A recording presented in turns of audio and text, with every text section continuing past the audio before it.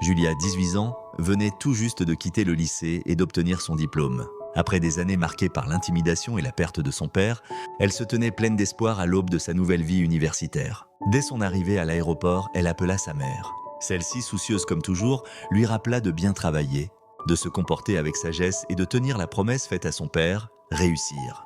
Julia, avec douceur et assurance, lui répondit qu'elle n'avait pas à s'inquiéter. Elle voulait réussir pour elle, pour son frère, mais surtout pour la mémoire de son père.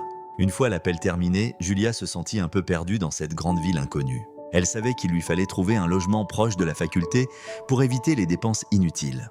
Alors qu'elle sortait de l'aéroport, un taxi s'arrêta devant elle. Le conducteur, un jeune homme de 19 ans, l'aborda avec un sourire amical. « Salut, besoin d'aide? Où dois-je vous conduire ?» Julia, hésitante, lui tendit sa carte d'admission où figurait l'adresse de l'université. Il accepta aussitôt de l'y emmener. En route, il se présenta, Eric étudiant lui aussi, qui faisait du taxi pour payer ses frais d'inscription. Leurs échanges se firent rapidement légers, presque complices. Eric, amusé par l'âge de Julia, la taquina sur sa jeunesse, mais reconnut vite son intelligence et sa maturité. Julia, touchée par sa gentillesse, se sentit rassurée. Arrivée près de l'université, Julia demanda à être déposée à un hôtel voisin. Eric insista pour l'accompagner, mais elle déclina poliment, préférant se débrouiller seule.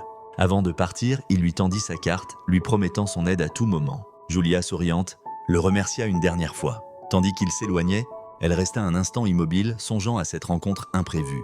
Quelle chance d'avoir trouvé un guide et mieux encore, un futur camarade de faculté. Elle leva les yeux vers le ciel, espérant que cette bienveillance qui semblait l'accompagner continue de la guider dans cette nouvelle vie.